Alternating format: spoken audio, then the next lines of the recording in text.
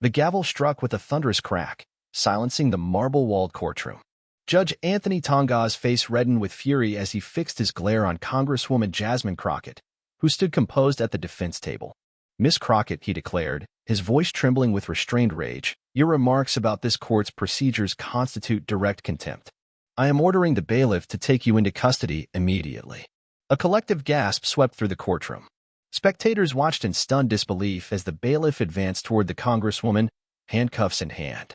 Phones shot into the air, recording the surreal spectacle, an attempt by a federal judge to imprison a sitting member of Congress during a nationally televised voting rights trial. But within the next 5 minutes, everything would change. Judge Terenga's righteous indignation would give way to stunned disbelief as Crockett, calm and unshaken, produced a set of documents from her briefcase, evidence that not only defended her stance, but exposed a glaring abuse of power by the bench itself. What she unveiled would go viral within hours, calling into question the impartiality of the federal judiciary and sparking headlines across the nation. But before we dive deeper into this landmark confrontation, don't forget to like this video and subscribe to our channel for more real-world stories of courage, justice, and accountability. Now, let's return to that pivotal morning in the United States District Court for the Northern District of Texas. The tension was already thick in the air when the hearing commenced. The case, Coalition for Voter Access versus State of Texas, case number 23, CV 4721, had drawn national attention as one of the most consequential voting rights battles in recent memory. At the state's table sat Deputy Attorney General Maxwell Reed, a seasoned Harvard-educated litigator with 2 decades of experience defending controversial legislation. His team exuded the quiet confidence of those backed by deep political and institutional power. Opposite them sat the plaintiff's legal team, a coalition of civil rights organizations aiming to overturn Texas's newly enacted voting restriction law, SB 4791. At their helm stood Congresswoman Jasmine Crockett, who had temporarily stepped back from her congressional duties to take this case pro bono. A former civil rights attorney with a string of landmark victories, Crockett was no stranger to high-stakes litigation or courtroom pressure. Presiding over the proceedings was Judge Anthony Terenga, known for his strict courtroom demeanor and deep deference to state legislatures on election law.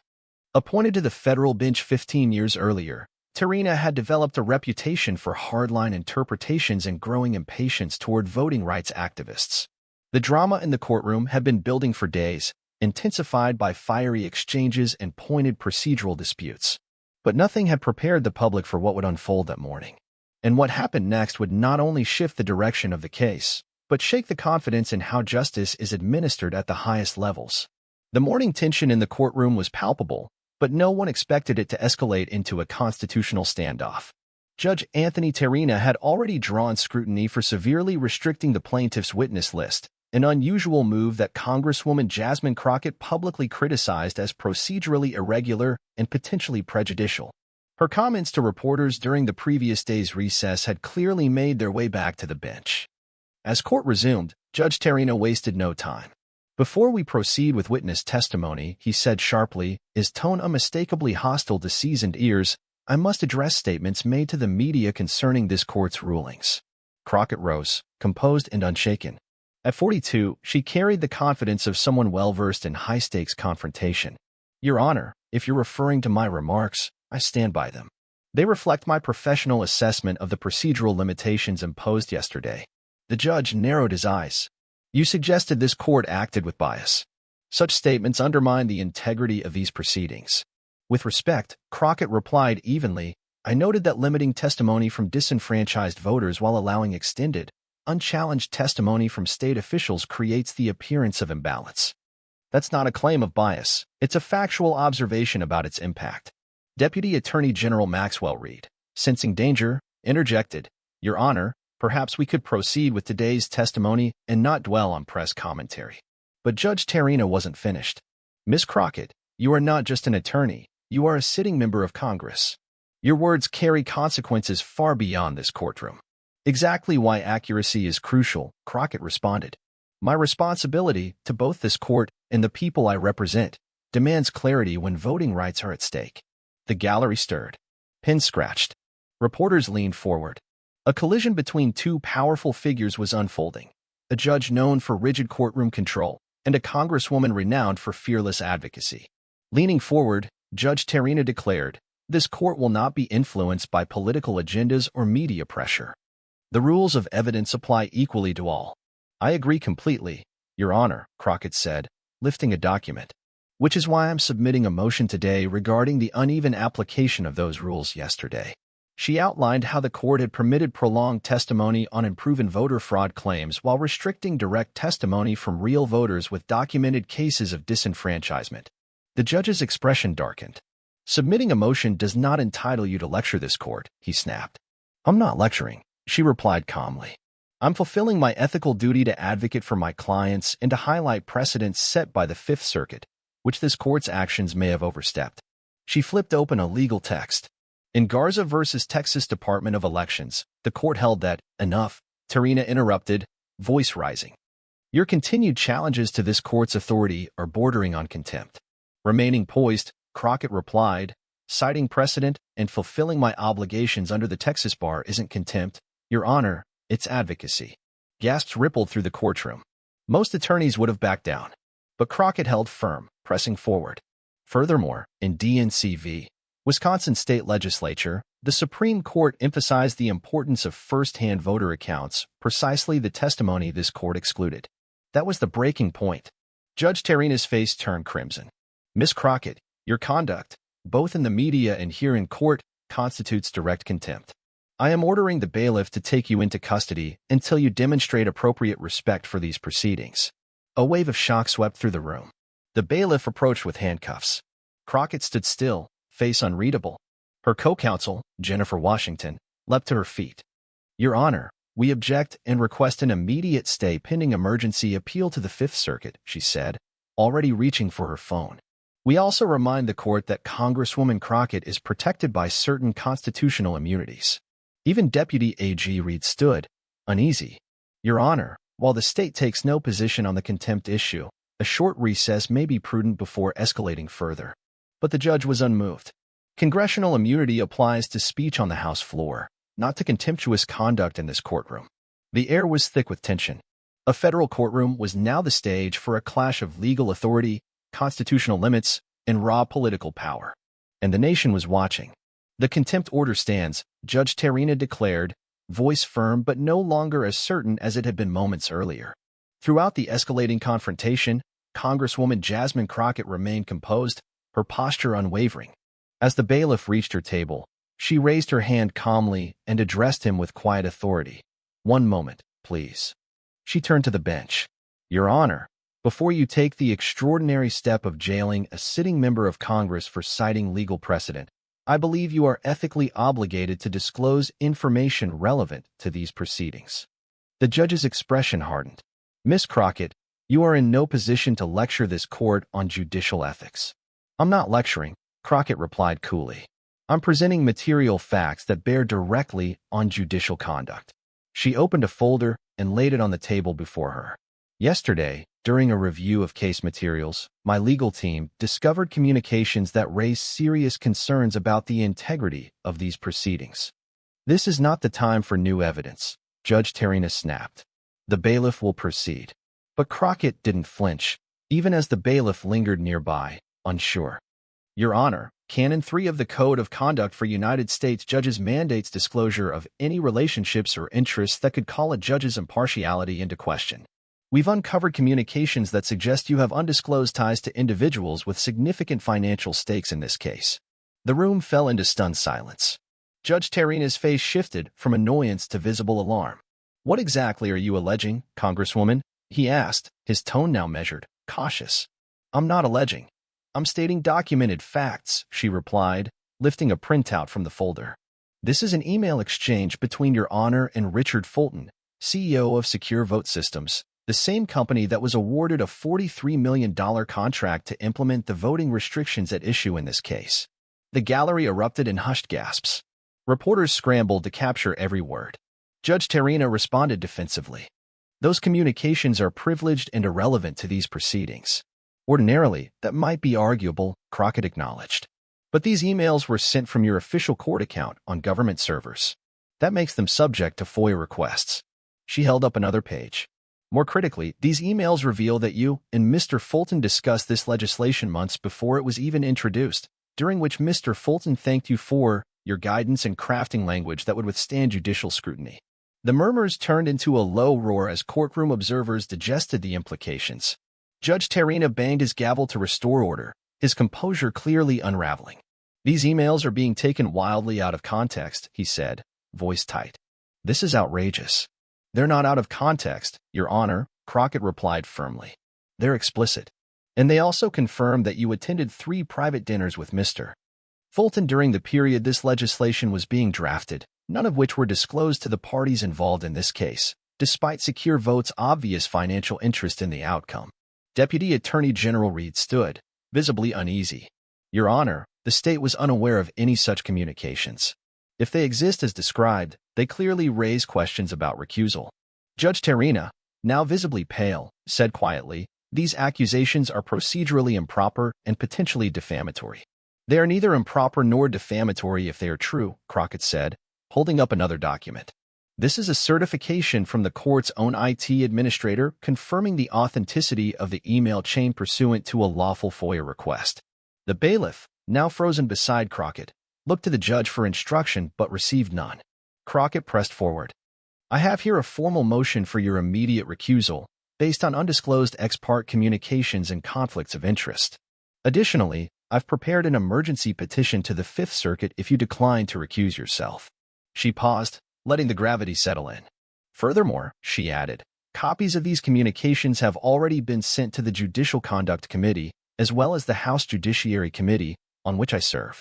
The judge's face cycled through a spectrum of reactions: anger, disbelief, then something more subdued, the dawning recognition of a compromised position. The courtroom was now silent again, but the intensity was electric. And finally, Crockett concluded, issuing a contempt order under these circumstances, while ignoring evidence that directly questions the court's impartiality, risks appearing retaliatory rather than corrective. That's a distinction the Fifth Circuit has repeatedly emphasized in recent rulings.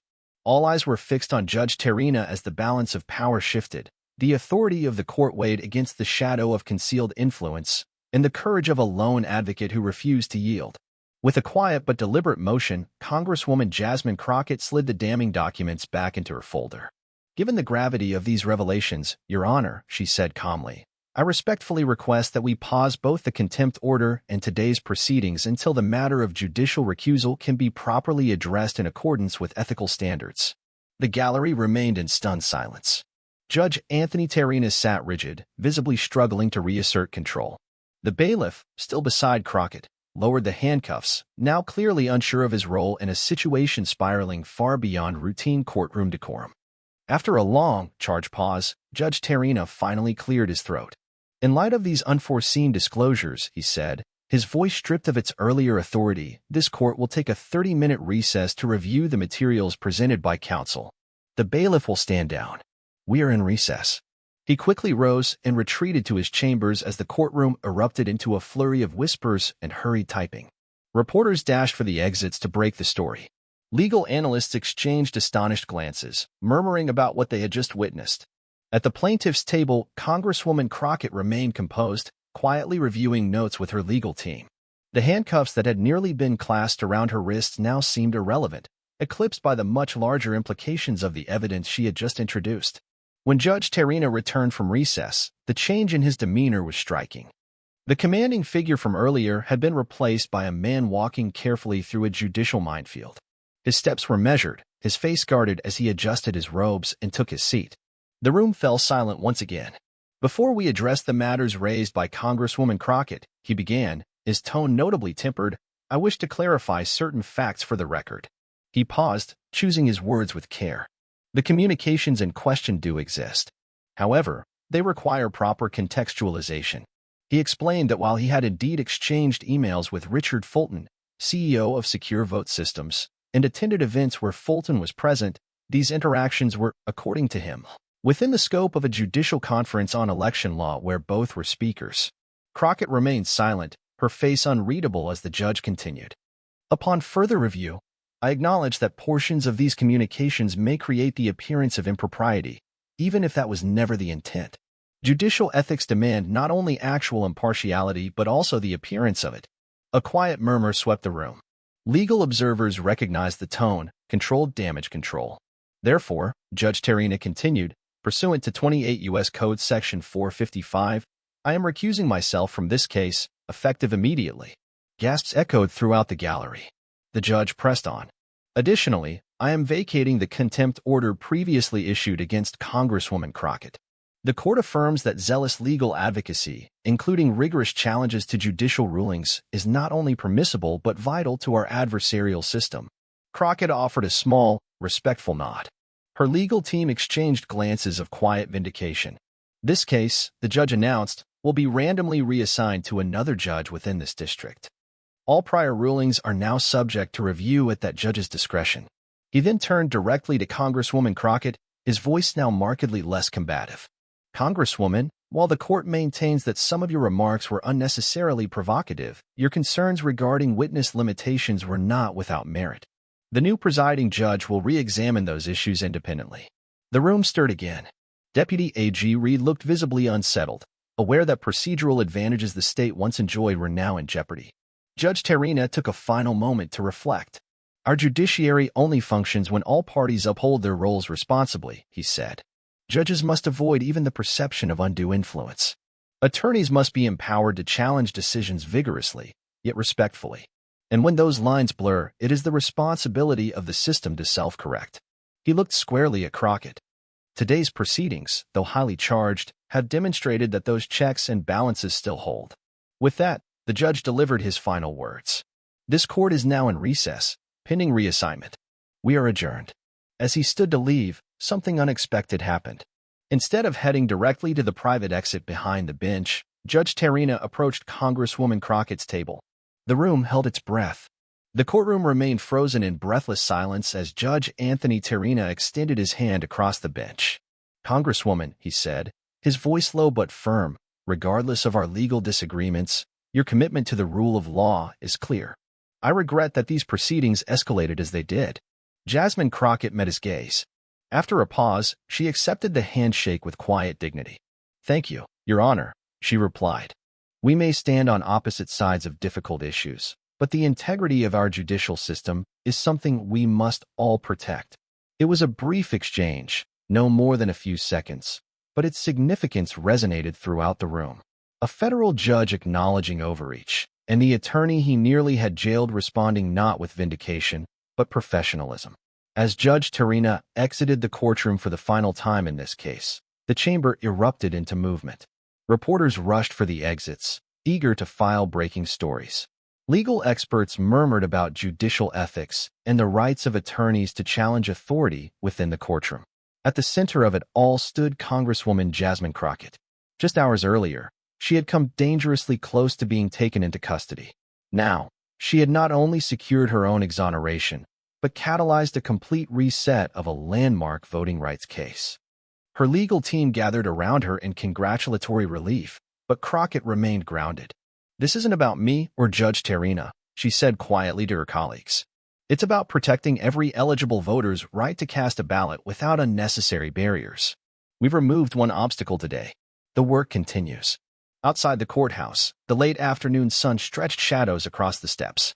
As Crockett emerged flanked by her legal team and members of the Voting Rights Coalition, a swarm of reporters and cameras closed in. Dozens of microphones waited. Supporters held up signs. News of the morning's explosive events had already gone viral. Crockett, as always, appeared composed, not triumphant, not bitter, but resolute. She stepped forward, her first words setting the tone. Today's proceedings were not about a personal dispute between myself and Judge Terenga, she began, her voice clear and measured. They were about something far greater, the integrity of our courts and the sacred right of every American to vote. As flashes popped and questions flew, Crockett steered the conversation away from courtroom theatrics and back towards civic principle.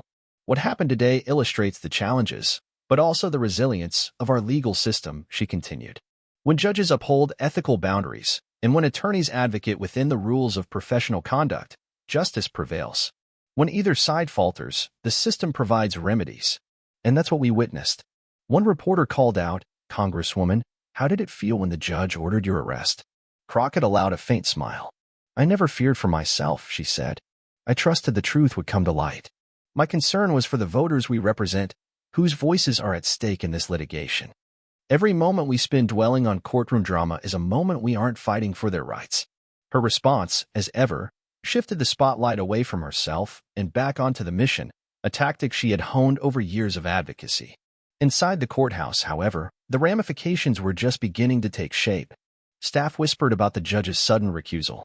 Seasoned attorneys speculated on what it would mean for the case and for Terenga's judicial future. By afternoon, legal blogs were already filled with analysis. Scholars debated the limits of contempt authority when wielded against legitimate challenges to judicial impartiality. Ethics experts dissected the implications of the undisclosed communications Crockett had revealed. By evening, the story had gone national. Cable news aired segments titled, "From Handcuffs to Vindication: How a Congresswoman Stood Her Ground in Judicial Ethics in Crisis," inside the Terenga Crockett showdown.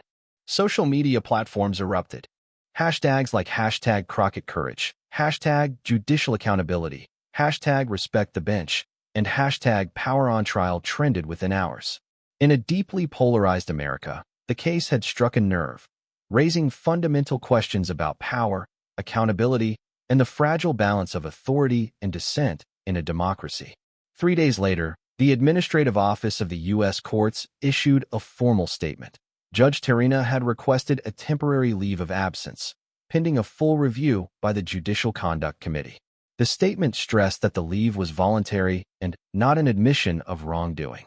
But in the court of public opinion, the outcome had already shifted. Crockett, once nearly silenced for challenging authority, had reaffirmed the principle that even in the most rigid of institutions, truth and accountability still have a voice. The aftermath of the courtroom confrontation echoed far beyond the marble walls of the Northern District of Texas. The case was reassigned to Judge Elaine Rodriguez, a highly respected jurist known for her rigorous commitment to procedural fairness. In her very first hearing, she granted the plaintiff's motion to recall the previously restricted voter witnesses, a clear signal that the case would be reset under a different standard. Just 1 week after the dramatic face-off, Congresswoman Jasmine Crockett was invited to deliver the keynote address at Harvard Law School's annual conference on judicial ethics. Her speech, titled "Advocacy and Accountability: Maintaining the Balance of Justice," drew from her experience but remained measured, never directly criticizing Judge Terenga. "Our legal system works best when power is checked by ethical boundaries," she told an audience of judges, attorneys, and scholars. "Judges must wield authority, but they must also be transparent, impartial, and open to legitimate challenge. Likewise, attorneys not only have the right, but the responsibility to zealously represent their clients, even when it means questioning a court's decision.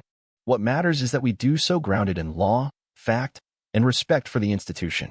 The address was widely praised for its balanced perspective. Within weeks, it had become required reading in judicial ethics seminars across the country.